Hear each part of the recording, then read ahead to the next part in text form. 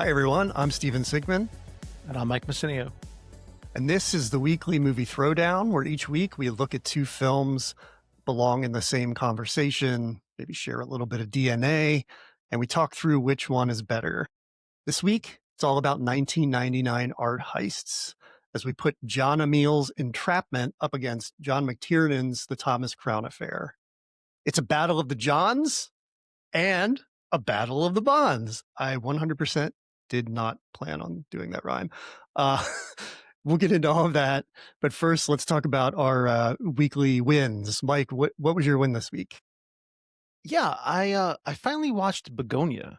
I had some free time, and it was streaming on Peacock, and so I watched it, and wasn't thinking much of it, to be perfectly honest with you. Through it almost late at night, and I really loved this movie. I was I did surprised too. at how much I enjoyed it, and I actually think I liked it more than Poor Things. I liked it more than Kinds of Kindness.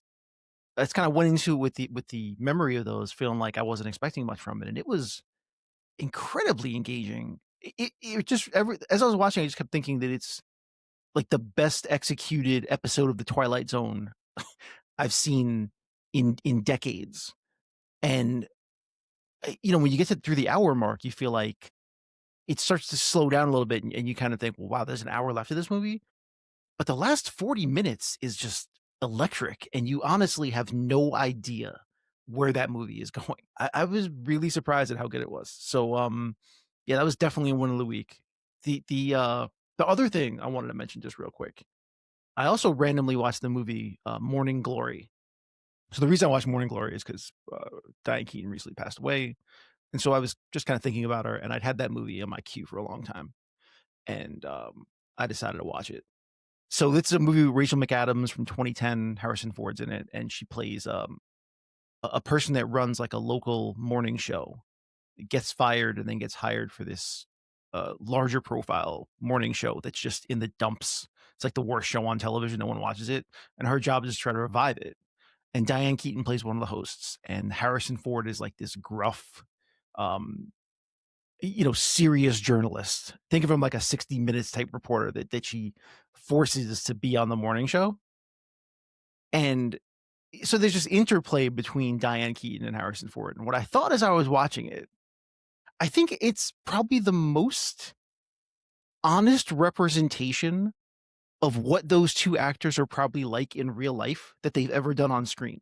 Because I think like the guy who doesn't really want to be here but is being forced to do it kind of vibe is, I think, pretty much what we know about Harrison Ford, to kind of like how he operates, and we've heard many stories about that.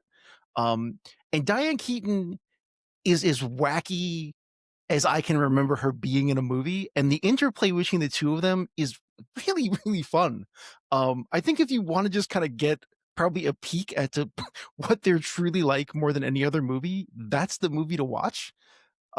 So besides the fact that it was more entertaining than I expected it to be, it was pretty fun. And I forget that Rachel McAdams is a borderline national treasure. She's pretty good. I enjoy watching her. She was really good in that movie.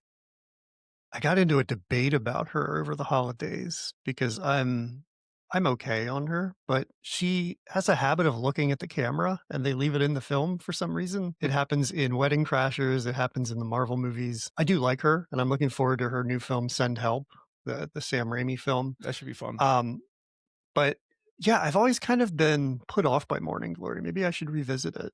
Yeah, I had no expectations for it, and yeah, watching it is kind of like thinking about Harrison Ford and Diane Keaton interacting in real life. Like, I felt like it's exactly what it would be like. I don't know. It just like the whole time I found myself thinking this, and that definitely added to the movie for me. Am I misremembering that My Neighbor Patrick Wilson is in that movie? You are not misremembering it. He's definitely in it. All right. I'll have to ask him about it when I see him at the coffee shop. Yeah. Very cool. And the thing about the movie that I like too is that, you think it's going to be just like a rote romantic comedy type of thing, but it's really not. Like, what it's really about is a person that loves their job. Like, it's a workplace thing where whenever she has the choice to make, she chooses to be great at her job versus the idea of chasing love, which I appreciated as well, because not everything has to be that way. And that's a good segue into the movies we're going to talk about. I just realized, but yeah, it was kind of refreshing to see her choose to be great at what she does, and that's really the romantic hinge. Her trying to convince Harrison Ford's character to love the work as much as she does. Like that's really what the story is about. It's also worth seeing probably just to see Harrison Ford pronounce the word frittata. Frittata. Is No, that it's something? he pronounces it frittata like that. Ooh, little Yeah. little pepper on the end there. Yeah, it's a little it's nice. All right. It's I very like that. it's a sultry frittata. I should watch that. I know I've seen it, but I have like no memory of it. And I remember it was playing at the theater down the street when it came out. So I definitely remember the poster. The poster looked like a book cover almost with Right, like like flowery a type. simple, but actually reminds you like How to Lose a Guy in 10 Days, something like that, like a very frivolous kind of rom-com type of thing. But yeah, that's not really what the movie ends up being. So Could be a victim of marketing. I don't know what it did at the box office or anything. What did I do this week that is a win? Right after we recorded last week, I went down to my local theater and I saw a film called The Plague, which really, really stuck with me. This is from a first time film director called Charlie Pollinger, and it's produced and stars Joel Edgerton. I say stars, but he's really in it for like 10 minutes. But it's it's this weird premise, and your sons are in sports, so maybe you can tell me if this exists, but it's set at a water polo camp for kids, which I didn't know was a thing. hey, I'll give them points for originality. I have never seen a sports movie about water polo, so nice. And it's a camp. I mean, it's like meatballs for wealthy people at a water polo camp. Definitely not the tone of meatballs, though. It's about this kid Ben, who's played by Everett Blunk, and he's new to the area, and so his mom sends him to this water polo camp to kind of make friends. And there was a first session, and he's in the second session, but all the kids from the first session are kind of a clique now, and they're like wealthy kids, so they're sort of assholes too. I'm just going And to pause and say, if you come yeah, to a new area and you want your kid to make friends, I feel like choosing the water polo camp first is probably a mistake. But move on. Just go yeah, ahead. I agree. So the leader of this clique of the veterans of the water polo camp is this kid called Jake, who's played by K.O. Martin. And this kid is like the smarmiest little asshole I've ever seen on screen. It feels like he's going to grow up to be James Spader's character in Less Than Zero or something. Like he's just this little rich dick who leads this whole team to bully everybody, including Ben. But there's this other kid called Eli who has this skin rash that kind of keeps growing. And so, of course, he's sort of like receiving all of their ire. They're just always picking on this poor kid. He's alone. Why he's still in a water polo camp with a skin rash, I don't know, because it seems like that would spread. But what you learn is that the lore around it is that that this is the plague, what he has, and if you touch him, you're going to get it too. I won't say too much about the story because it has some twists and turns, but ultimately it's about fitting in, it's about bullying. And I do have to mention that the cinematography from Stephen Brecken is unbelievable. There's a lot of underwater stuff shot from below. There's a lot of like overhead stuff when they're in the water. There's a female contingent like there often is in these camp movies, and all of the young girls are in like a water ballet kind of camp. So there are just these beautiful shots of these girls from overhead. Sometimes the camera's upside down. It's not like Busby Berkeley or anything. It's just like really slow motion and kind of ominous. Everything's very cold. But then there are also just a lot of still shots of like the pool and these kind of empty liminal spaces that are just really stunning to look at. I don't know if this is in a lot of theaters. In fact, I would probably bet that it's not. You're Not in my not, theaters. yeah, you're probably not going to see it there, but it'll come to streaming eventually. So I really recommend checking it out. I wouldn't say I had fun watching it, but it was really engaging, and just I had a good time being at a theater watching something like this with actually a pretty big crowd in my town here. So Yeah, it was nice to see. All right. I did want to ask you really quickly, the Golden Globes are this weekend. Are you going to watch them? And do you want to make any predictions so that you look like a master prognosticator when this drops on Tuesday?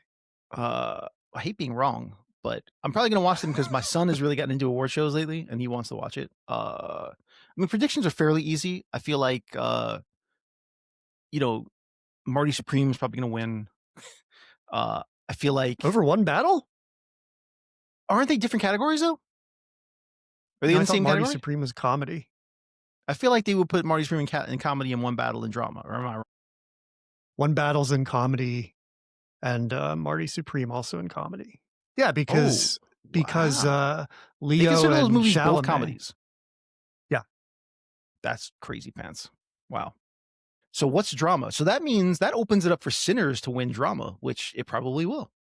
yeah, I think it will How about too. that? So yeah, I think Sinners will win drama. I think One Battle In is going to win comedy.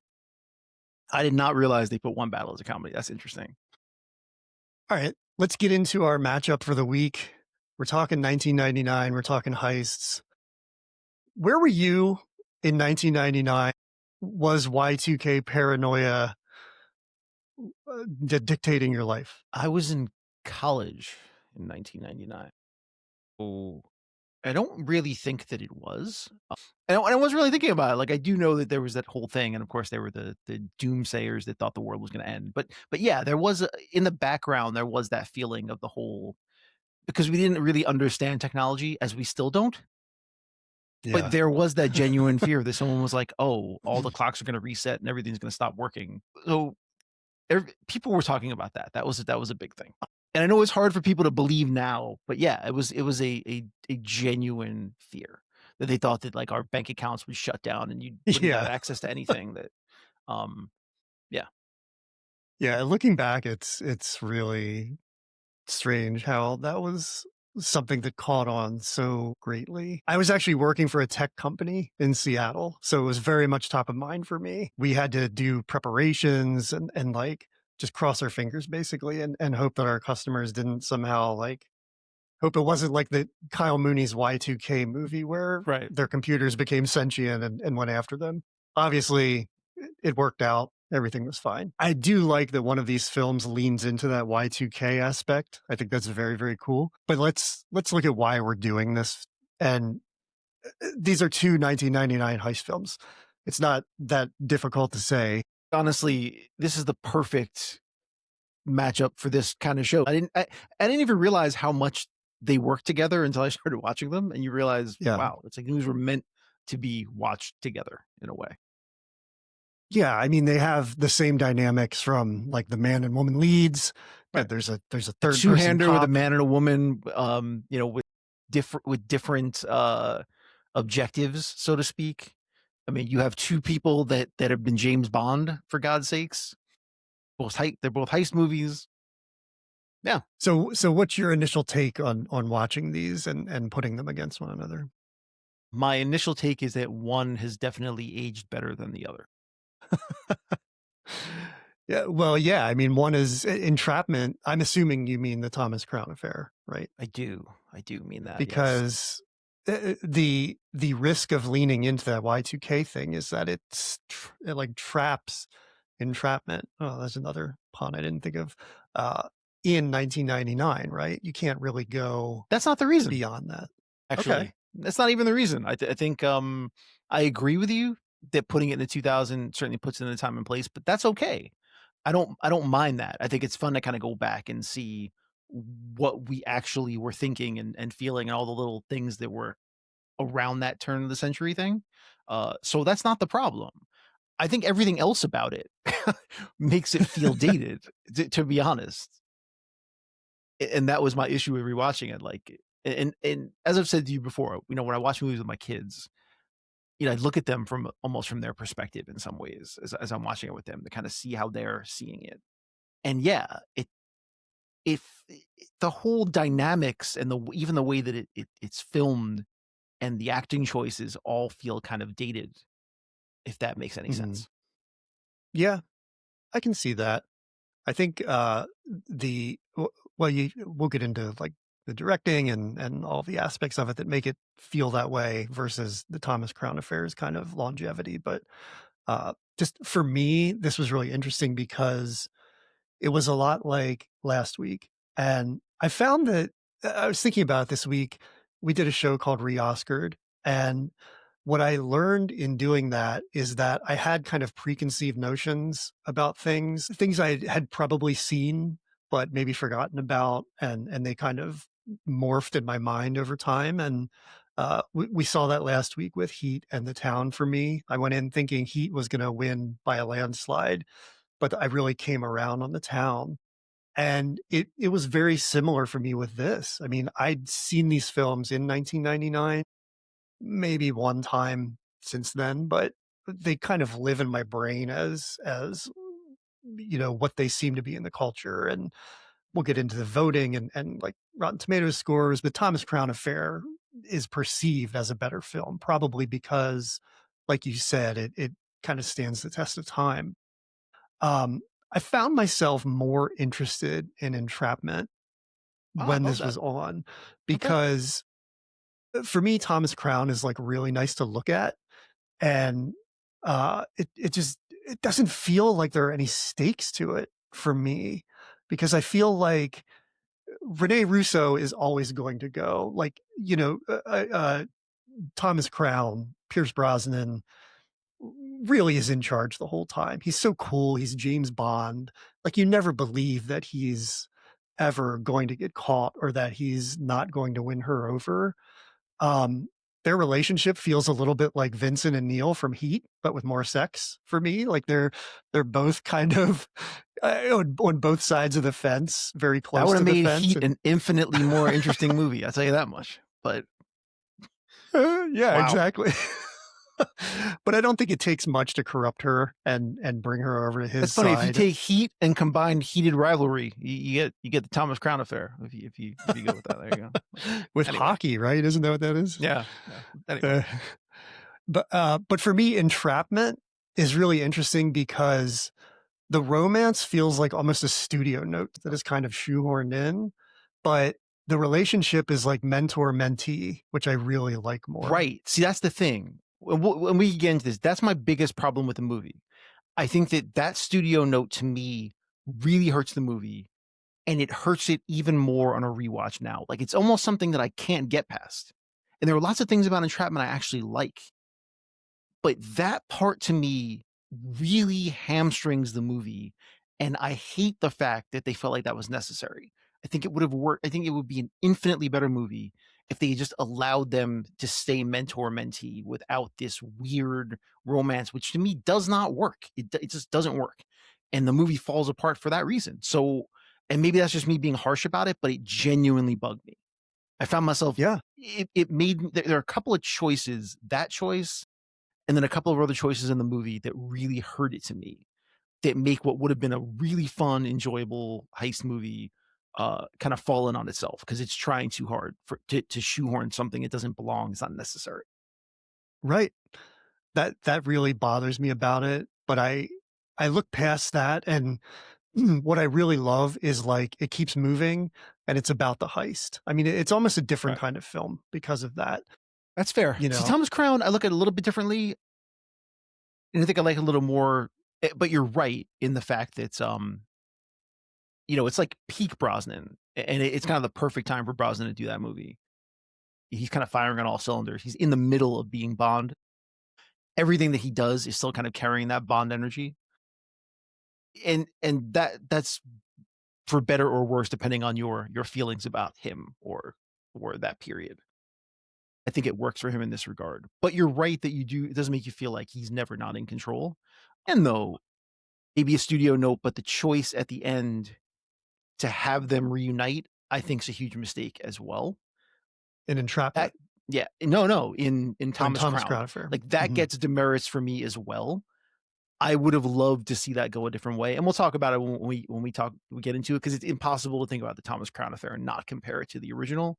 So I would, I'd love talking about the choices that were made in the remake versus the original. They really inform the feeling of the movie, and some for the better and some for the worse. Right. I think as far as like themes go, I mean, they're very similar, and that's why there's such a good comparison. The main thing is like the cat and mouse, just like it was in Heat and the Town. I mean, I guess that's kind of the hallmark of a heist film is you have the chase, but in both of these, what I like is that you never know who has the upper hand. I mean, I guess you do in the Thomas Crown Affair because, like I said, Pierce Brosnan is pretty much in control the whole time, even though Rene Russo's character, Catherine, kind of comes in as like a maverick and is very sleek and cool. I mean, she's very vulnerable and frankly kind of written like a stereotypical female character. I mean, she completely gives in to him in the end. Whereas in Entrapment, I feel like, Jin and Mac have this relationship where you don't know. You really don't know who's in charge some of the time. You make a good point. And you're kind of winning me over a little bit with your argument. And I do agree. And that's the thing, as I think about Entrapment, I like it more, and yet my visceral reaction to watching it felt negative. And that's interesting because I also listened to the director's commentary about Entrapment. And listening to him talk about the movie also made me like it more. But then I realized that I still didn't really like watching it though, and I don't even know why. Like there was just something about it that hit wrong with me. But I do agree with all of your points, and they're totally valid and fair. But there was just something about it, I guess, watching it now, all these years later, that just kind of rubbed me the wrong way, and I couldn't get past it. It just normally I don't mind the slickness and I don't mind the convoluted plot, but it almost felt like there was one twist too many, almost just to be cute. And the thing about Thomas Crown, as I'll say now, I guess we can get into the differences. Might as well talk about between the two. There were two specific choices that were made in the remake versus the original. The first one being that the heist is completely different than the original Thomas Crown Affair. It's bank robbery, where in this one it's an art heist. And the choice to make it a art heist was made by John McTiernan. The original script had kept it as a bank robbery, and what he felt was that in 1999, having a rich jerk do armed robbery just felt like it would not play well. And I 100% agree with him. That's an excellent choice because it just feels different. I mean, in that period of time, like the late 60s, having an iconoclast do armed robbery just because he hates the system plays really well in the late 60s. In the late 90s, that feels almost reprehensible. So to me, your point about Brosnan always being in control, being problematic for the movie does make sense. But by making it art, and the cop played by Dennis Leary, his character basically saying like, what do I really care about these items that rich people buy and sell because they think that they're important. And it's like the stakes are so low that it doesn't matter that much. It makes it okay. So I don't mind him being in control, and I don't mind all of that because we're only talking about art, which at the end is kind of frivolous, if that makes sense. So so that choice makes the movie play much better. Well, yeah, I agree with you, and I think I've never seen the original. From what I hear, Okay. it's not nearly as exciting as it's not. Version. So yeah, that's why I went back and wanted to rewatch it because I wanted to see if my thoughts on that were right. I always thought that Steve McQueen was miscast, to be honest. It was always like my gut feeling, and that's the other reason I like the remake better. Like Brosnan is so slick and so cool in this Bond period, especially, that it makes perfect sense for him to play Thomas Crown. Steve McQueen, having him be a suave billionaire doesn't play as well. It's just not kind of what your impression of McQueen is. And so I almost feel like he's a bit miscast in the movie. But yeah, the original it's like an hour-long story stretched into an hour and 40 minutes. There's just not a lot going on in it. And it's also, it's, like I said, it's kind of mean because it's bank robbery and he just seems kind of like a jerk the whole time. But their relationship is a little more interesting. And again, at the end, he basically leaves her. He escapes because he's a sociopath. It's not even really about her. It's just about him playing the game, and he wins, and she chooses the law and gets burned, and he basically leaves her. And that part I like. because that character is, so selfish, like, he doesn't really give a crap about anybody, and so that works in that regard. If you make the movie lighter in the '90s by making it the art heist, having them reunite at the end, I guess, follows along with that, it might make sense, but it also doesn't play well because 'cause you're right, it takes away the agency of the two-hander where it feels like she's submitting to him, I guess. Yeah. Yeah, that's the thing. Both of these feel like they're kind of criminals for the sake of an intellectual exercise. Like they're smart and they're wealthy, and so like it's also I think in Thomas Crown Affair, maybe it's not like what he's destined to do, but what I see in Entrapment is the Jin character and probably the Mac character to some degree. That's all they've ever been. Like, you don't know what they have established outside of being career criminals, other than she was undercover as working for an insurance company.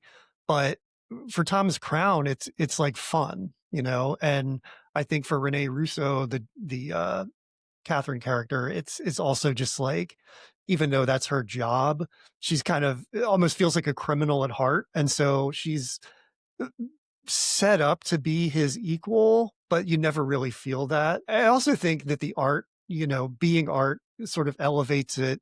And I don't know if like a bank robbery has that same kind of appeal to it or says the same thing about Thomas Crown. Right, there's no elegance to it. There's no elegance to bank robbery. It's a brute force kind of, endeavor, whereas art just feels fancy by nature. Right. But the one thing I do like about Entrapment is that it starts in that world and then it sort of follows the time and moves from like these physical artifacts to a digital realm, which is very much in line with where technology is going. And I think that's like a nice progression. Yeah, so I'll give you this as well for Entrapment, and you're right. In theory, on the page, it said it really works. Like it's almost two different movies, and so what you have in the first half is an old school physical heist where, uh, Mac is in control because that's his realm, right? And then the second heist is the exact opposite, where it's a digital realm where he is no longer the person in control because he doesn't even understand it. He's even like, remember when banks had money? Like what even is this? So, it really flips the dynamic where she takes control, where she becomes the person in charge because this is the heist that she understands that he doesn't really get it. Yeah. I really expected him to get out like his jitterbug phone at that point. He's just such an old man, Yeah. and I kind of love that. But Yeah, that I think is what makes it interesting. right, and that's Like, true because you're right. At that point, there's the they do share power, and they really does split that in half, in about who's in control, and that's kind of why the ending frustrates me, and a few other things about it.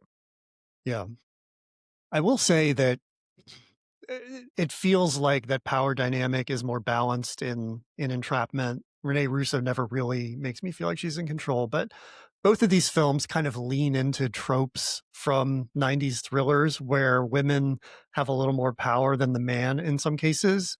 And I'm thinking of things like Basic Instinct or Disclosure or, there are like Double Jeopardy, The Last Seduction, all of these films where they kind of follow that trope of women sort of taking charge a little more. And I just never feel that in Thomas Crown, like I mentioned. But what do you think about what I'll call the heistiness of these movies? Like as heist films, like which one do you think executes better with the actual heist?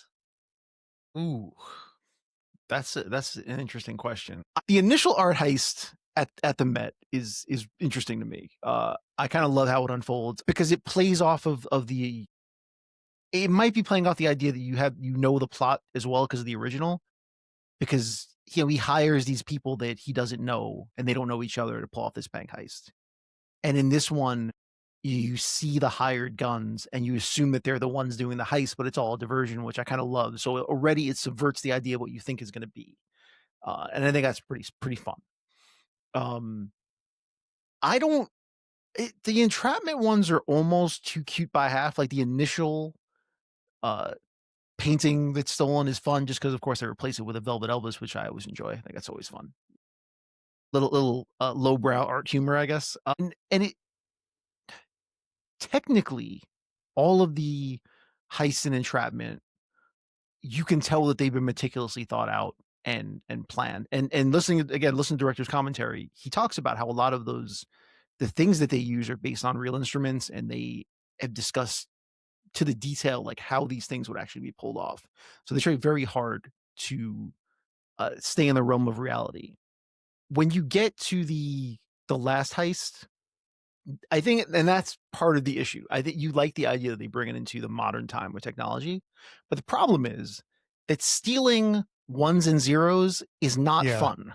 It's not fun at all. Like there's nothing, right. uh, and that I think that is a big problem with heist movies in general. Now it's just if you're not stealing something physical, there's not a lot of fun in that. So Well, they have to put it in a tower at the top and have, that is have true. them cross across cables to make it exciting. You're right. You're right. Yeah. So stealing data, and I question putting it on a CD. I mean, how do you write to a CD, and is that extracting data? I think you can only it get a little nerdy, but I don't think you can like pull data off of a computer and put it onto a CD and then it doesn't live on the computer anymore. But that's neither here nor there. Um, for me, what I really liked about Entrapment is that you'll appreciate this. It reminds me of Rocky a little bit in that you see all of the training before the big fight.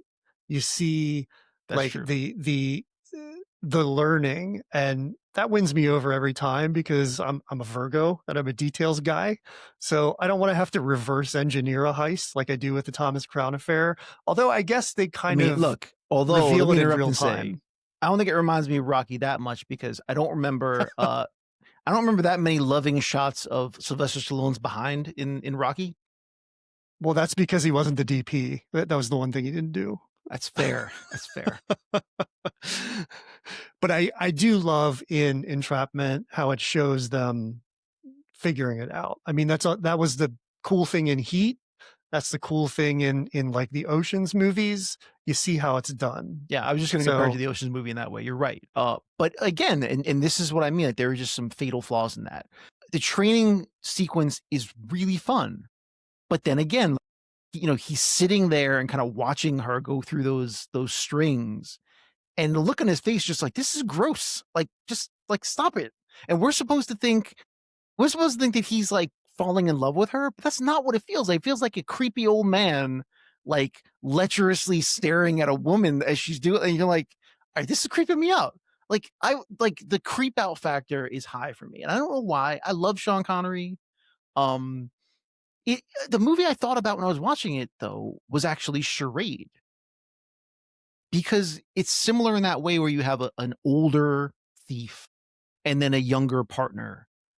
When they made Charade, I'm pretty sure like Cary Grant was right around 59, like 59, 60, and Audrey Hepburn was like 34, I think.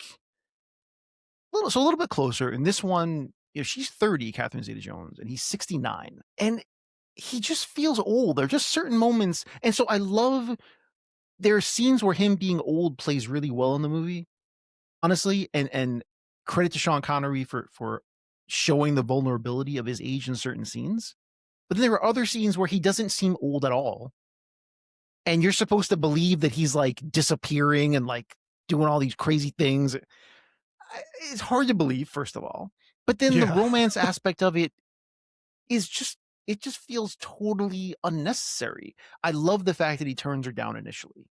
And then this is where we bring up the director's commentary because he mentions specifically about this. And actually talks about like My Fair Lady, another Audrey Hepburn movie, strangely enough. But Rex Harrison, the age difference there is pretty great. And he talks about how like nowadays people would probably be upset with that. But he specifically says he's like, you know, the different age and experience is the point because you're right, it's a mentor mentee thing. But he says that there's none of the creepy stuff in no sleazy is the word he uses. He's like, without any of the sleazy stuff. Then it's like immediately it becomes sleazy. Like he's staring at her. And here's the key thing for me. And I don't want to belabor this, but there's the part where she's obviously sleeping in the nude in the hotel room because he Yeah. stole all of her clothes. Understood, right? And that's a legitimate thing. So why is she sleeping nude again in the second part of the movie when they're in that room together before the heist? She has clothes now. So that to me just feels like why would that be? So just mean like these little choices that make it feel creepier than it needs to be. Um, and the other thing I would say is you're right that that she's almost a stronger uh, main character with Connery, but there are some choices that are made. I think this is the director's choice because he doesn't want to highlight the age difference of like inexperience and youth. But there are certain scenes where she comes off almost as childish in the way she responds to certain things. And I really Agreed. did not like that. I just felt like she should be a little more in control than that. Impulsive, yes, but childish, no. Yeah. And that Yeah. bugged me a little bit. I'm not going to lie. She almost cries when he's scolding her in the castle. Right. And It's it's like like, those reactions, like I what? don't, right. Those things rub me the wrong way too. Like they're making her seem almost childish. And I just feel like she should be a stronger character than that. I think that's what in the Thomas Crown Affair I liked more. It, I mean, first of all, they're both basically the same age, which is very nice. I mean, Rene Russo was like Right. 45 in that movie, and that's great. It's a pairing of equals in a way, uh, at least age wise. And she's until the very end, I guess, when she breaks down in tears. Which that's what I mean. That the ending really bugged me in the Thomas Crown Affair. But up to that point, she seems stronger, and she never comes off as a child because she's not. She's a grown woman. So that's how I was reading it, but I still do agree with you in a lot of ways that about the issues that you think. Yeah. I think, it would be interesting. We will talk about maybe swapping leads later on, but I think if Sean Connery were 15 years younger, maybe that ick factor wouldn't be there. I don't know if you noticed this or not, but there's the scene where she's training under the yarn. When she does it for real, they cut to him and he goes, I don't know if you saw that, but that was Can't the remember moment where I was like, I want to burn my eyes out because that was really unsettling. Oh man, That was the that's what I point where mean. So you're lowering the sleaze factor, but you felt the need in the editing room to leave that in. Like, there's no need. There's no need for this. And by the way, I don't just think as a the side editor was note, on the same page with Mac. That's yeah, the and thing. that's what I say. Like you basically contradict your own point by leaving that kind of stuff in. It's hard not to notice. Side note though, Catherine Zeta-Jones did a lot of that stuff. She's actually very athletic and acrobatic and stuff. So credit to her. She's actually quite an athlete. So all those sequences that you see her doing, the one on the balance beam when she climbs up in the castle, Mhm. that's all her. There is a platform there just to spoil the magic, next to her. But she's doing flips and splits like that's all her. So credit to her. I think that they wanted to show off her uh athletic ability. So they do a good job of Right. that. Yeah. When she does the laser thing in For Real after Sean Connery ogles her, they cut back and forth between him watching on like infrared and her doing it with no lasers. And when she has no lasers, it looks so ridiculous. Like it's like a local gymnastics floor performance or something. I couldn't imagine feeling like acting in that with just doing the leg lifts with no lasers. It would be really awkward. Uh, but yeah, I mean, as far as the heists go, I think they're both very much their own thing, and both have their merits. Even though I said I didn't like that, like I wanted to see more build up to the Thomas Crown heist. I mean, it really sort of reveals itself in real time, so I love that about it too. I've been seeing a lot of this guy Oz the Mentalist lately. Do you know that guy? You know what? I have too. Why? Whoa. It's all part of his mind game, I guess. But he Like does it's like you things. like YouTube is like I like even though I don't look at anything about that kind of stuff. You're right. It's been popping up Yeah. on like my YouTube algorithm. I watch him do things And I bring him up because it reminds me a little bit of the Thomas Crown affair, where like it's so cool that I don't even think about how he did it. Like, I don't want to know. I mean, I know the Thomas Crown thing is like they reveal it when the water brushes all the water or all the paint off of the Monet. By the way, that paint underneath would also be exposed to water, and that is going to need a big time restoration.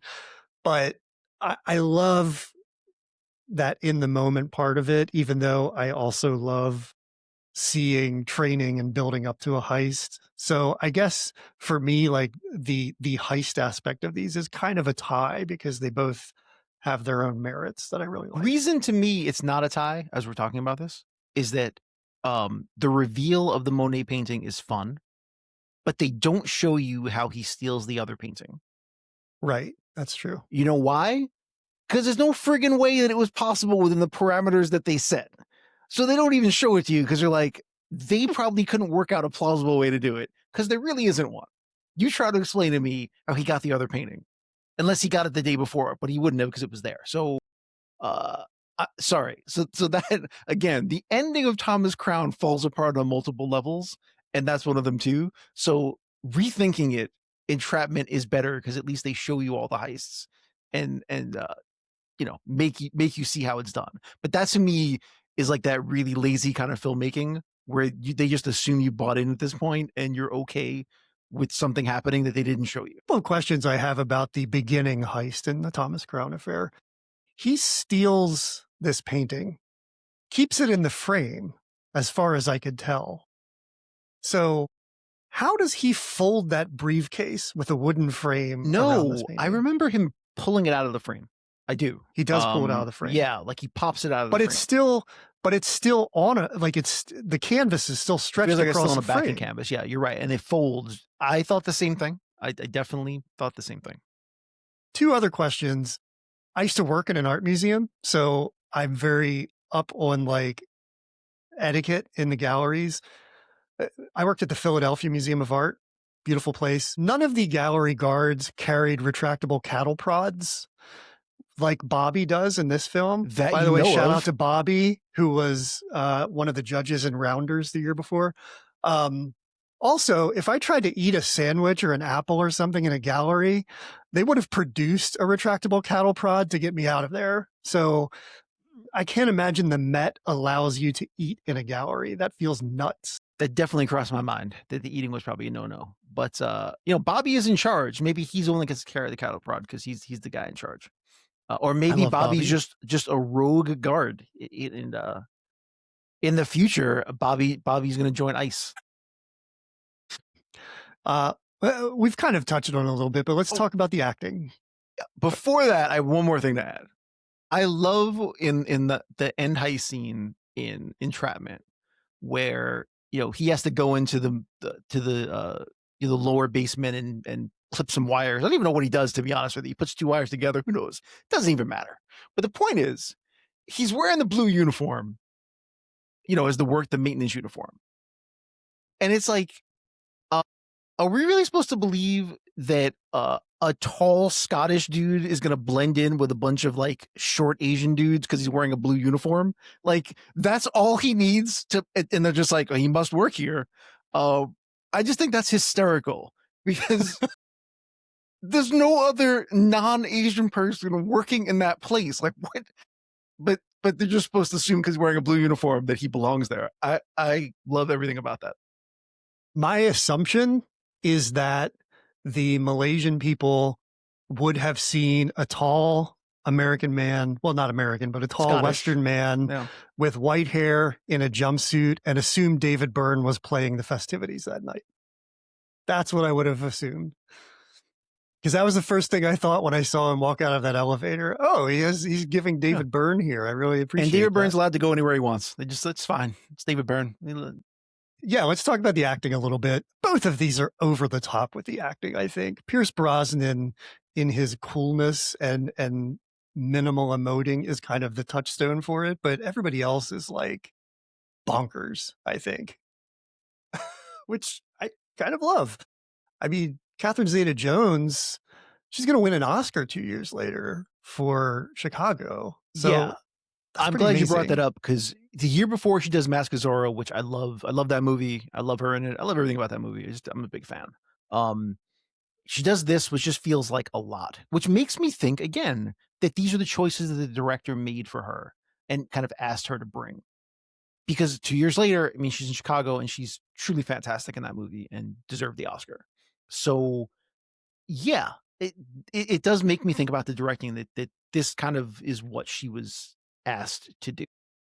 This is sort of the beginning of a great run for her. She's in Traffic, she's in Ocean's 12, both Soderbergh films, but then it kind of fades off a little bit. I mean, she's still working, but she's in stuff that maybe doesn't need to be mentioned, like Intolerable Cruelty, and and just kind of is steadily working, but you don't hear about her.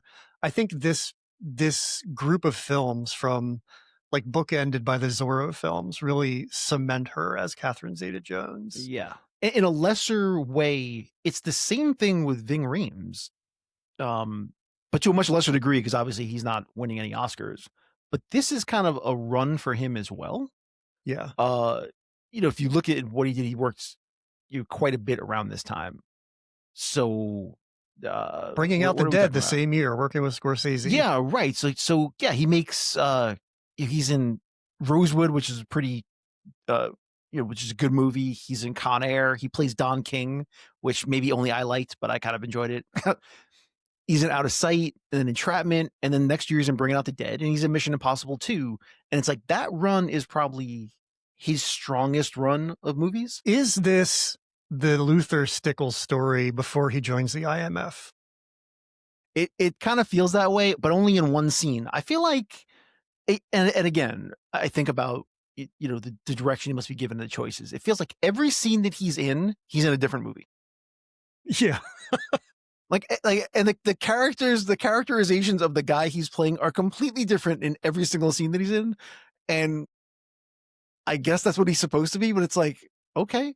You're supposed to think that you don't know where his loyalties lie, but it makes it seem like he's schizophrenic. Uh, that's how it comes off to me. But Yeah. Yeah. I mean, the writing is tough. I yeah, and mean, then even at the end where it comes off where it's like, well, okay, he's an FBI agent, but then he's also a corrupt FBI agent, and you're like, well, this is just too far now. How many different characters can Ving Rhames be in the same movie with the same character? well, written by Ron Bass, who won an Oscar for writing Rain Man. So I mean, it's a pretty good pedigree, but for whatever reason, John Amiel, the director, hasn't done a lot before or since this. So I don't Done a lot of know. TV since then, and Yeah, a and, and lot we've of talked about this, TV. and it kind of feels like maybe that's where he belongs. Although, I mean, look, I mean, Summersby was a good movie. Copycat was actually my wife loves Copycat, by the way. It's one of her favorite movies. So that's a pretty well done movie. So yeah, I don't think the directing is incompetent in any way. I think that he's technically pretty proficient. Again, listening to the director's commentary puts a lot of thought into everything that's in the movie. I mean, he really does. He puts a lot of care into it, and you can hear it. I just think that he likes the movie more than I do, but he should. It's his movie. But yeah, he ends up moving in the television, which probably makes sense. I think when you see uneven performances across the board, it has to happen behind the camera. So I think as solid of a director as John Amiel is, it must be his direction trying to get these performances and that Ron Bass screenplay. So I don't know. I don't deny that he's a good director. I just think what he was asking in this film feels kind of strange. And, you mentioned Ving Rhames and you mentioned Dennis Leary from the Thomas Crown Affair. His sort of counterpart in this is Will Patton, who I think is just like a very solid and versatile actor who is always very chill seeming, but could also like shoot you in a second. And I kind of love that he feels like he could go from 0 to 60 at a moment's notice. Whereas Dennis Leary feels very like just sort of checked out, like he's kind of given up. Yeah, he's I phoning it in think, a bit by that point. Yeah, that's yeah, funny that you mentioned that because it's true. The Will Patton character is the only one who kind of is not aware of anything that's happening. Um, he's right. kind of the only one being conned in the movie. and he's also the only one that cares about anything. Like he's the only one.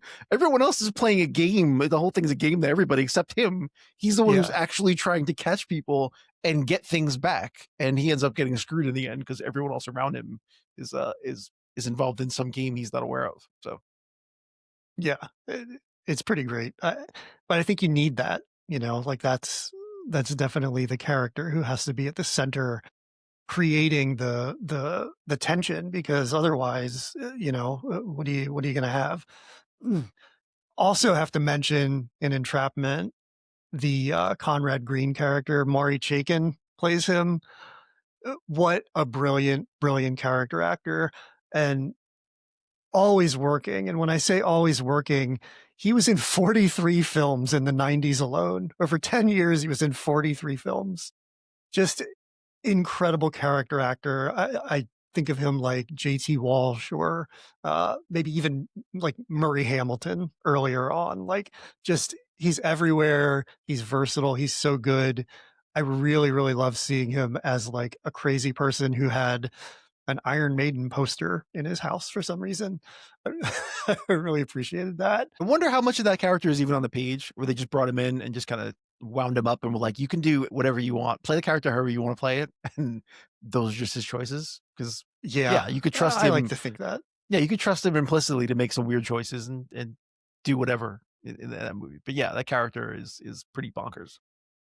Absolutely. And then you have to look at the counterparts in Thomas Crown and with Pierce Brosnan we talked about, but um always kind of feels like Pierce Brosnan to me for the most part. I mean, he's a leading man, like once in a while he'll dip off, but uh, you know, Dante's Peak, After the Sunset, The Matador, those all feel like the same character to me, maybe with a Yeah, little less I'm money. thinking of like even the Taylor of Panama. Like there are a stretch of movies that he made where he's just playing Pierce Brosnan playing Bond in a way. Like it gets locked into that. That's why I'm kind of enjoying like late stage Brosnan. Exactly. I just watched the Thursday Murder Club, and um he plays the unswab guy, the guy who's always in flannel shirts and whatnot. And it's like, oh, that's a fun choice for him. But do you believe it? Or is it still like this is Yeah, cool it's James okay. He Bond? plays like a working class dude. And, and his accent's a little bit harsher. Yeah, I believe it. I think because he's older now, he gets to be a little more interesting. So yeah, Yeah.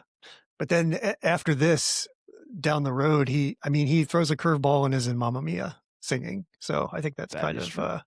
that's a nice, that's a nice stretch for him that I really appreciated. Rene Russo, we talked about her a few times on the show. Major League Get Shorty. Those are both great episodes that I think you should go back and listen to.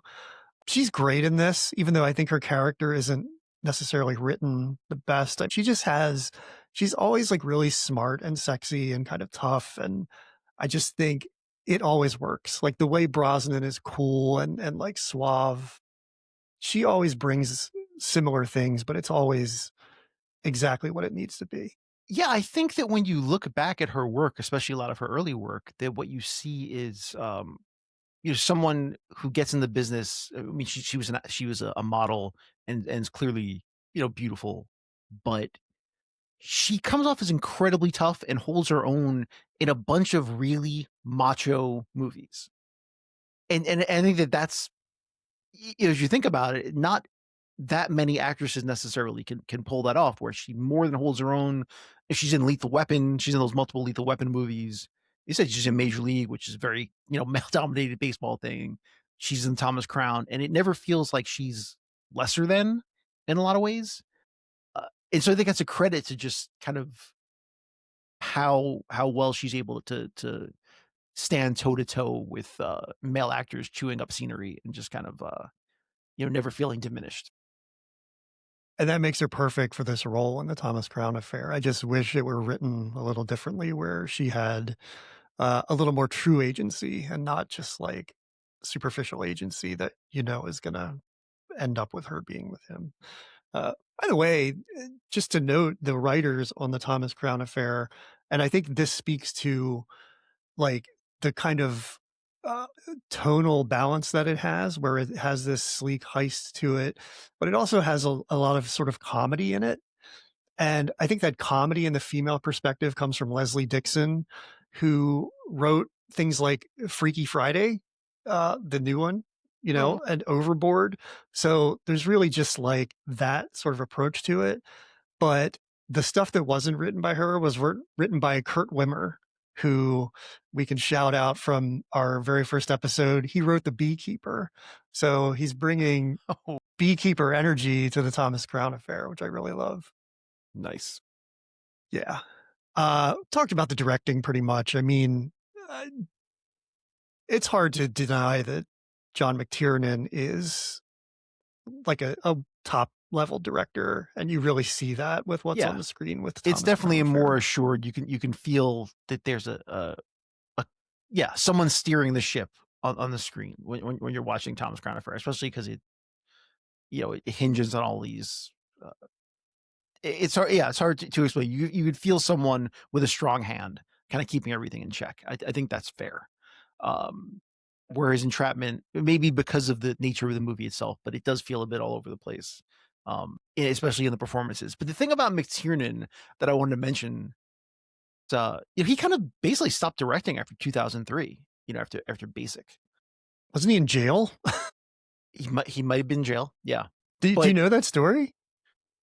now that you're mentioning it, I do remember reading it now. But you could certainly mention it. I mean, if you want to bring it up. So what happened was, I'm going to give some of the details wrong, but there was something about around rollerball. And he, as I remember it, he wiretapped some executive's phone. And so it's like a federal crime, and he went to prison. And like the prison wasn't the biggest punishment for him, but what the judge decided is that in addition to incarceration, he would lose all of his royalties to Die Hard. So he makes no money off Die Hard anymore. I don't Yeah. remember that part. Jesus. So what a bummer. What made me laugh But though with McTiernan is he doesn't think he stopped working because he went to jail. But what he said was that the studios, this was the quote where he said the studios are no longer interested in making real stories about real people. That's what he said, which is why he's not he's really not working in wrong. Hollywood anymore. And I'm like, you directed Predator and The Last Action Hero. Like, what the hell are you talking about? Like Yeah. you were the one making real stories about real people. Like that's where you're coming from. Okay, He fine. remade Rollerball. Right. Like, uh, is that, Yeah. I guess maybe that's a real John story about real McTiernan, people, but highbrow filmmaker. I'm surprised oh you didn't man, direct Hamnet. I mean, it's just I thought that's from jail. Well, he's probably out now, but um, you can definitely see the taste level and the skill level though in the Thomas Crown Affair over Entrapment, and a big part of it for me, no surprise, is the cinematography from Tom Priestley, because Thomas Crown Affair looks like it lives in the art world. I mean, it's very much stylized to feel elegant and to feel uh, uh, like I would argue that some of the stakes come from the lighting and the cinematography more so than the script itself. I mean, you're given deep shadows with kind of a noir look. You're given like really interesting shots that tell the story a little better than what's on the page. Credit to Tom Priestley, who has done a million films. Among them, you know, a great one is Tales from the Crypt, Bordello of Blood, starring Dennis Miller. You own that one on Blu-ray? do not. I do not own Okay. that one on Blu-ray. I don't either, but I might have to buy it. Just one last thing about Entrapment, though. One of the cool things that it does is there's moving camera work that in a movie where you're constantly changing perspectives and people are double crossing each other. There's some fun camera work where the camera kind of spins and gives you a different perspective, literally like it spins around the character, and that's how you know kind of that someone's about to get double crossed or the story, something's about to change on you. And I think it's a fun little thing that you don't really think about in the moment, but on rewatch you see it. And I just think that's a nice little touch. Yeah, I agree. I think both of these look really, really great. This one was shot by Phil Mayhew, who also has quite a list of films. I mean, I was joking about Bordello of Blood, but Tom Priestley has worked on a lot of things, and Mayhew's the same way, like including The Mask of Zorro. So he really had, and he photographed The Saint, which I feel is very similar with the technology to Yeah. Entrapment. So kind of knows what he's doing in that realm. But they both look really good. Let's talk about how these things live in the culture, because I feel like one sort of stands out for one reason over the other, and I don't know what your thoughts are on how they are received today. Well, I don't think Entrapment is thought about at all, to be honest. And that was kind of surprising to me. Even trying to track it down and watch it, it just kind of feels like a forgotten movie of '99. I do think it's tough to have put out a movie like Entrapment in '99, which is considered one of the best years for movies ever. So I don't think it's in the top 50 movies that people think about when they're thinking about that year. And maybe that's part of it. But yeah, it just kind of feels forgotten, especially because, Connery had made The Rock the year before, which a lot of people love. And it was 3 movies before his final movie, which was League of Extraordinary Gentlemen. So it's not kind of his best late period movie, and it's also not his last movie. And so I don't think people really think about it. And because Catherine Zeta-Jones wins the Oscar 2 years later, when people think about her work, they usually think of Chicago. So, although this was technically her first starring role. So, yeah, it just kind of feels like a movie that's fallen into into nowhere.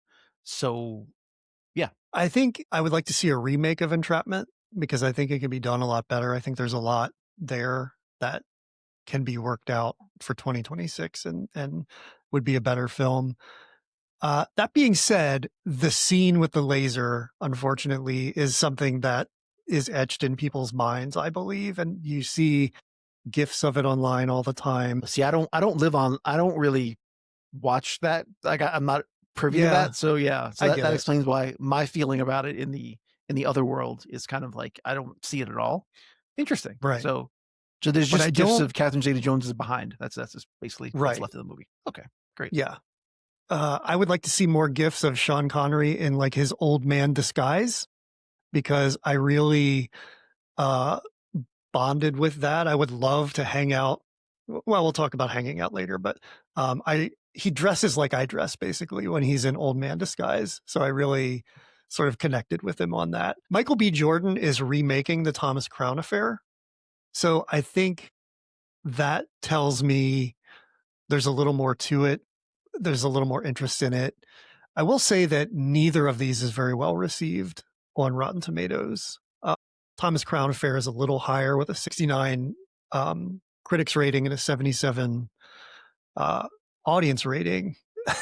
Entrapment has a 40% critics rating, although Roger Ebert really liked it, Yeah, he did. and a 50% audience ratings.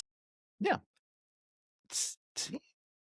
See, I've got the pulse. I'm on the pulse. See, I You got think it. that Crown Affair is just a slightly better movie, but they're both the kind of movies that you watch and you might enjoy them, but you'll kind of forget that either of them really happened as soon as they're over. Yeah.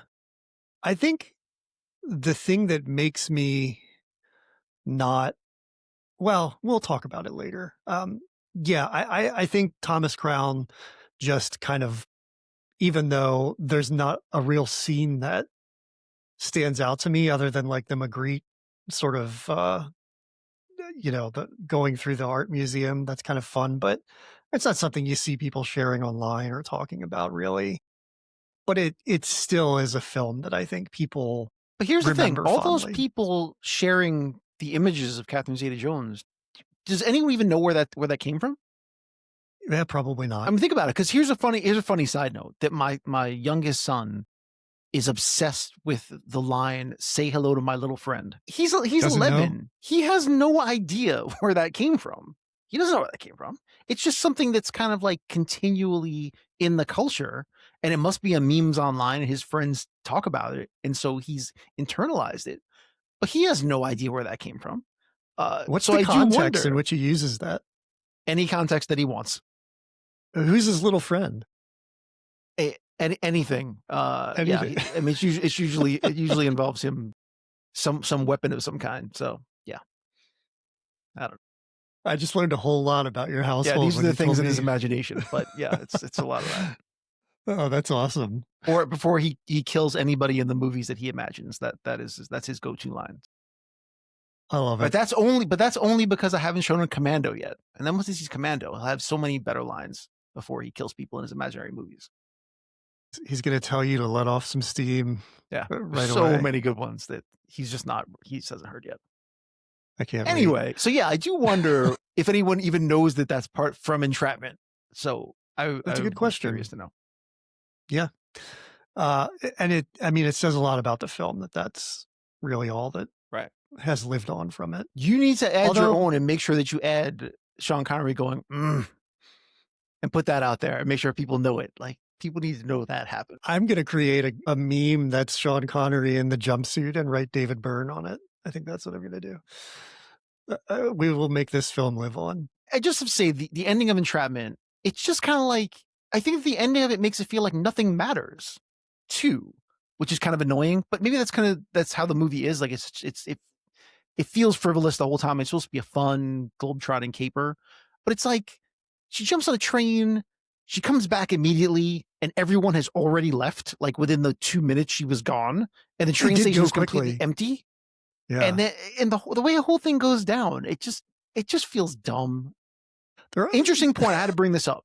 As I'm listening to when I was listening to the director talk about it, what he said is that if he had filmed this movie just for a European audience, it would have ended with Connery sitting on the bench, kind of contemplating everything that has happened before she shows up again. But he said, because we don't make movies just for those, we have to make happier endings.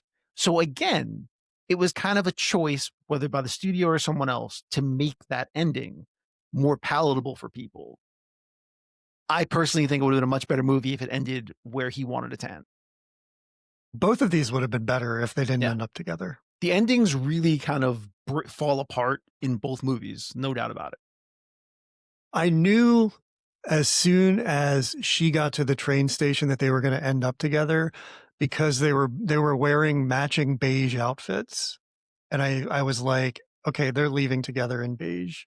There's no way they're not. But I do like that she made the choice to come back. I mean, that feels like an empowerment choice, where he was almost like, he was done. I mean, he was under the thumb of the FBI and kind of pathetic at that point. He helped her to get away, which is like a noble thing to do, but really she had the upper hand and she made the choice to come back. And I really like that. Like seeing the woman make the choice. I guess because she figures he'll be dead in 3 years and shouldn't get the castle. Maybe that's what it is. I would take that 3 years with Sean Connery just because he had a Francis Bacon painting over his fireplace, which I really, really love. That's one of my favorite painters. So I was very happy to see that. Let's move on to our questions that we ask. Every week we have 5 questions that we use to help determine which is the better film, if any. And yeah, I think these are going to be fun this week because they are really open to, like, these films lend themselves well to options here. So number 1, which film is more rewatchable? Thomas Crown Affair is more rewatchable because it's so empty inherently at its center. It makes it more rewatchable because Entrapment is so kind of wrapped around its not only its cat and mouse of who's conning who, but also about the way the heists are pulled off. So once you see all of that, there's not much to it afterwards. It's all about the stuff you don't know about who's getting one over. It makes Entrapment. But the Thomas Crown Affair, because it's almost more frivolous, it makes it easier to rewatch. For me, I'm going to go the other direction. I'm going to say Entrapment, even though it's dated, even though it probably doesn't have as strong of a script, and that's not saying much. For me, again, if I'm going to watch a heist movie, I want to see the lead up to the heist. I want to see them getting their reps in before they go and actually do something. I like the dynamic of it. And the Thomas Crown Affair is a heist at the beginning and a heist at the end. And then for me, it really just drags in the middle. I feel like it's 20 minutes of a romance and just these people being naked. And it has, because I think there's no real question of the power dynamic, that really does nothing for me, because I don't know if the Catherine character is like using her sexuality to win him over. I don't know if he's playing a game, but I do know that in the end, he's going to have the upper hand anyway. So Interesting. If it is her trying to use her feminine wiles and show off her body, God bless her, good for her. She's a beautiful woman, but it doesn't feel like it means anything to me. And I want to see like the heists, and I want to see a little more action. Yeah, well, because it means nothing to me. I think that's funny. That's why I'd just be more inclined to watch it. It would be on, and I would kind of be watching it, but not really. Which is kind of it's a good Netflix movie. Anyway, but at the end of the day, I would definitely still watch Ocean's 11 over either of these movies. Hands down. Yeah. And absolutely. And Ocean's 12, Catherine Zeta-Jones. Right. So you can have the best of both worlds. I will say, speaking of how these are in the culture, I think that the laser thing in Entrapment, saying Ocean's 12 reminded me of this, has been spoofed a billion times. You know, like that whole laser walk, and even in Ocean's 12 with Vincent Cassell doing it. So maybe that gives that a little more staying power. That was the first You're right. time I think Maybe. of that being done. Would you want to hang out with one of the leads from these films, or two? I mean, there's a two-hander, so Yeah, that's a great question. I definitely wouldn't want to hang out with Ving Rhames because he seems insane. No. Yeah, who wouldn't want to hang out with Sean Connery? I mean, come on. You would not want to. See, I think he's the only person probably worth hanging out with. I think that's I wouldn't want to hang out with Thomas Crown because he just seems, like a jerk. I'm not into that guy. Again, the other two characters, I mean, the way they're portrayed, again, she's a little too impulsive for me, and uh, the Rene Russo's character, you know, she seems. I mean, the fact that she chooses Thomas Crown says a lot about her. There you go. Uh, I don't think, but Sean Connery, we get to hang out in a castle, just listen to him tell stories about all the heists that he's done. I would definitely hang out with him. for me, hands down, when I hang out with the Mac character, because even though I'm probably 30 years younger than him, we could just be cranky old men together, because I'm already a cranky old man, and I would absolutely love someone else to be cranky with. Everybody else kind of intimidates me in like the world that they live in, and that's maybe like a self-confidence thing, but I don't think I would want to hang out with any of those people because of their confidence from money. I'm also too poor to roll in any of those worlds anyway, so it's not a good fit. Fair point. Who's a person you would know, least want to hang out with? I think it's Conrad Green. I think that's the person I would least want to hang out with. he would be the most fun. Or I mean, he might wouldn't kill He you. wouldn't. You at a have drop no of a idea hat, what's going to happen from one moment to the next. Yeah, that's true. It'd be entertaining while it lasts, though. It'd be entertaining if I was watching it on closed circuit TV, far away from where he was. But yeah, just think about that place probably smells. He's got a bunch of henchmen around him. That's not my jam. I would not want to. No, thank you. I'm not like Thomas Crown snobby, but I'm snobbier than that. That's not my. yeah. It's not my jam. You don't want to hang out in the Malaysian slums with a I maniac. do not. I get it. That is just not appealing to me. Sorry. Okay, number 3. Is there a career peak or valley for any of the main players in these films? That's a tough one. It does in a way feel like a career peak for Brosnan. Again, we're talking about like he's in the middle of his Bond run and he's choosing these other projects that are basically just built on his star power in a lot of ways.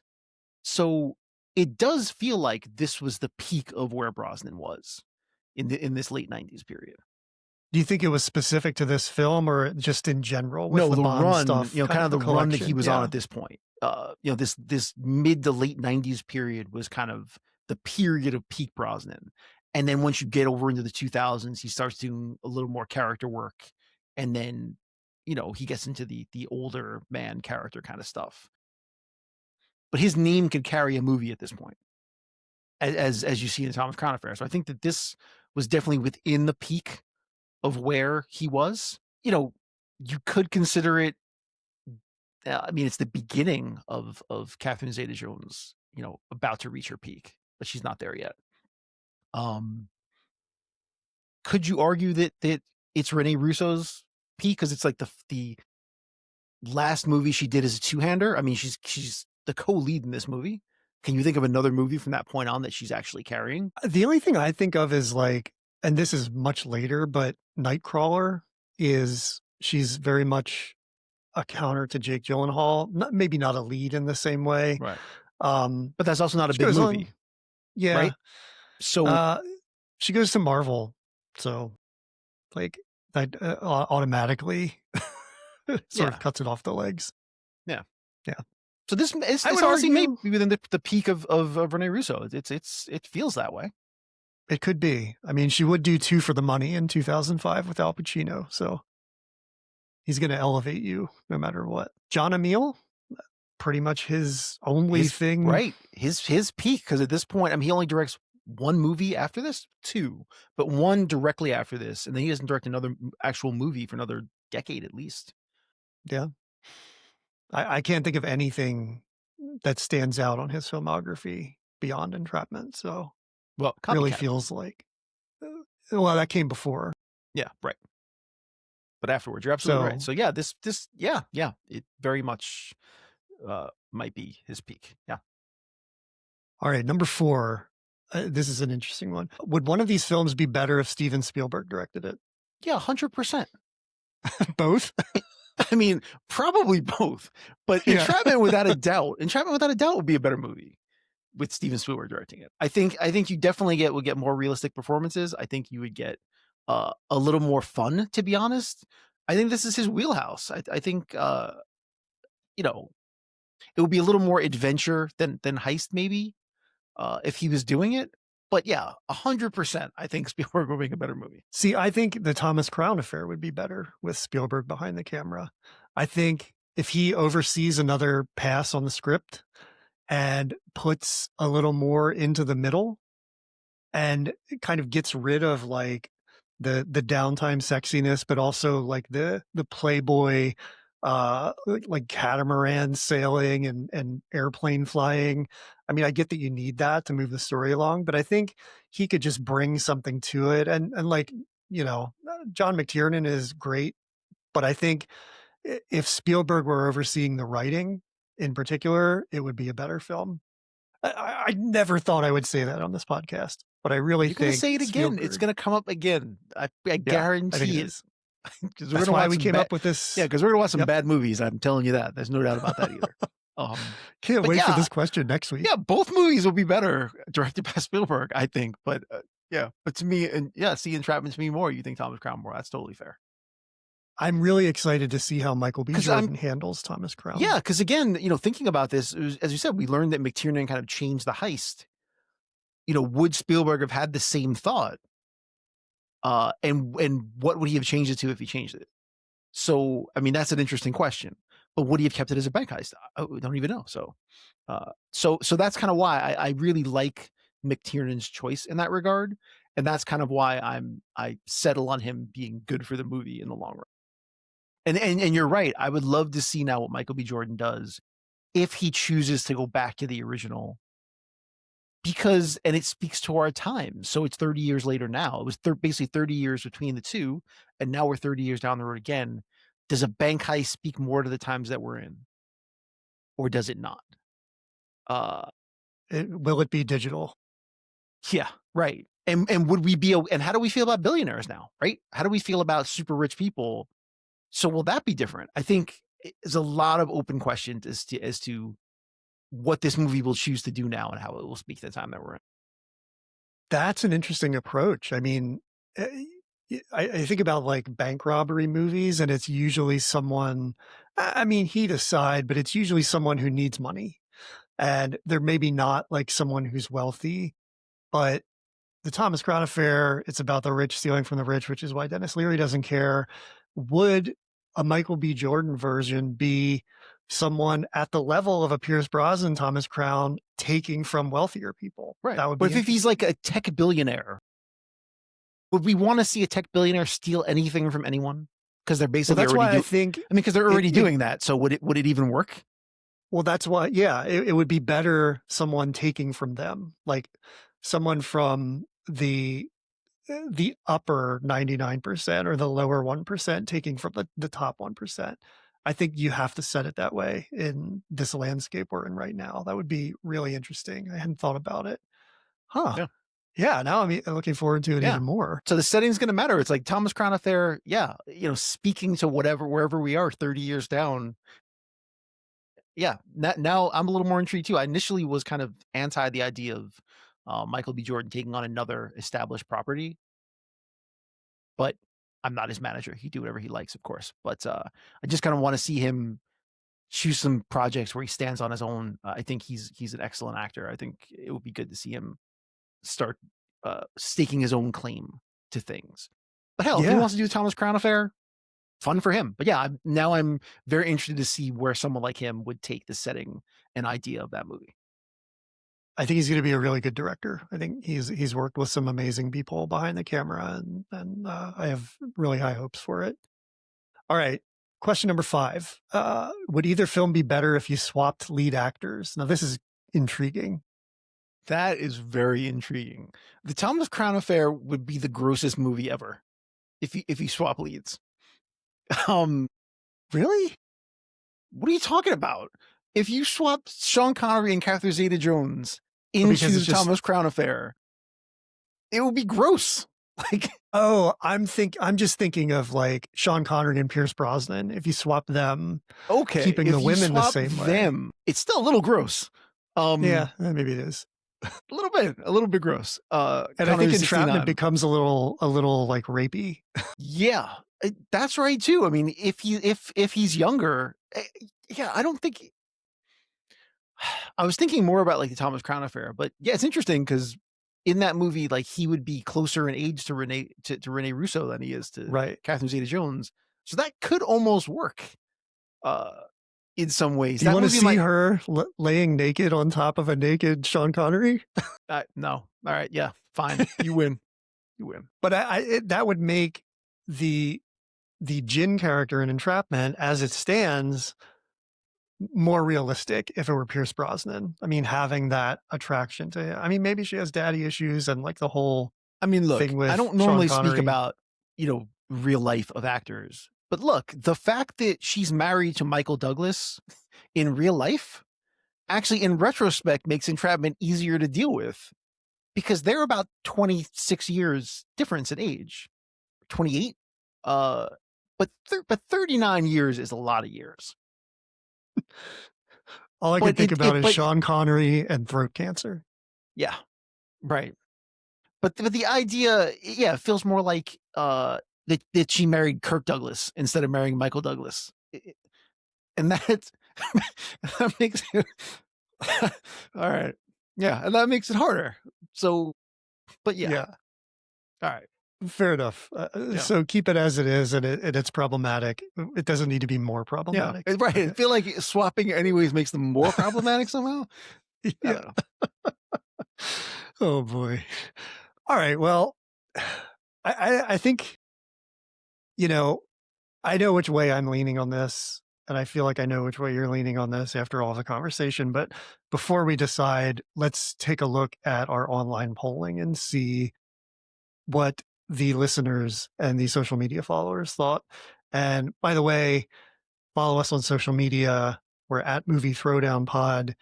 Please join in our polls. Help us decide what next week's film is going to be, what the winner is going to be.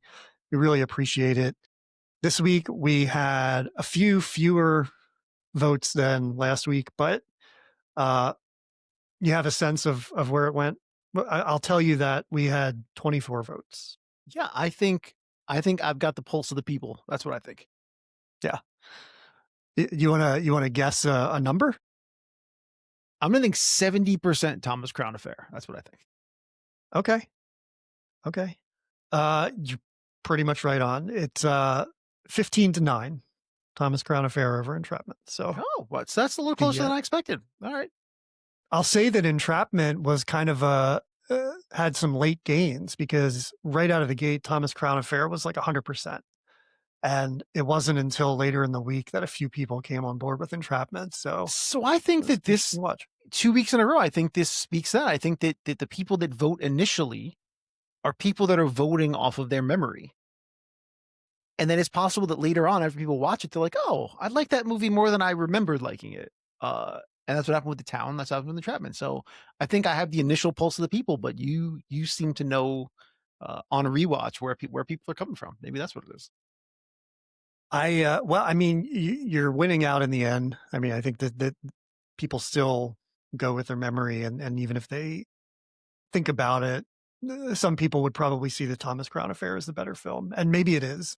I mean, according to the Rotten Tomatoes scores, it definitely is, both with critics and audiences. So I get it, but for me, yeah, I mean, I think Entrapment is more what I want to watch. There's some things that could be changed, but for me, it feels like a better film. You probably think Thomas Crown Affair, right? I do. Yep. Okay. Like I said, the creepiness factor of Entrapment just makes it really hard for me to kind of roll with it on rewatch. And again, the fact that like it's just the way certain characters behave is just a lot for me. So I find it a little harder to rewatch. But I will say, you know, there are scenes in Entrapment that I find more rewatchable than anything in either movie. Is that fair? Like if you ask me to watch the full movie, I'm probably just going to watch Thomas Crown Affair because to me it's better to look at. It's just a more enjoyable watch. But if you're asking me to pick random scenes from either of the two movies, I'm going to pick scenes from Entrapment. How's that? That's a great answer. I kind of feel the same way about Thomas Crown. I mean, I think the heist scenes are excellent. I even though they don't have a build up where you see the training montage to figure out how to do them, they explain them in real time or shortly after, and I love an art heist. So I would watch those two scenes, beginning and end, cut out the whole middle of the movie, and I would enjoy it. But for me, Entrapment, the gadgets, the creepiness of the relationship, I really like. Ving Rhames, Maury Chaykin. Forgot to mention in the Thomas Crown Affair, Frankie Faison as one of the detectives. I mentioned Patrick Wilson as a fellow Montclarian at the beginning of the film of the podcast.